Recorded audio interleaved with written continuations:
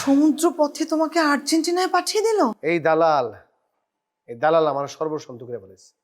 আমার শেষ যে সম্বলটা ছিল এইটা আমি বিক্রি করে আমি আজকে নিঃস্ব হয়ে গেছি। আমি আজকে রাস্তার ফুল হয়ে গেছি, আমি পথে পথে হারিয়ে আমি ব্যান্ডটা পাগল হয়ে গেছি।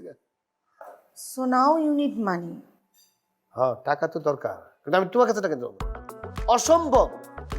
পৃথিবী ধ্বংস হয়ে যাবে, আমি তোমার কাছ থেকে টাকা নিতে পারবো না। আর কত নিব? তুমি আমার আর কত ঋণী করবা? তোমার কাছে টাকা নিতে নিতে আমি ঋণী হয়ে গেছি। আমার মাফ করো। আমি আল্লাহ দোহাই লেগে তোমার কাছে মাফ চাই, আমি টাকা দিতে পারবো না। আমি পারবো না। আমি পারবো না। আমি বললাম তো আমি তোমাকে লোন দিতে পারি। লোন দিতে পারো। লোন দিলে নিতে পারি, কিন্তু একটা শর্ত আছে। কি শর্ত?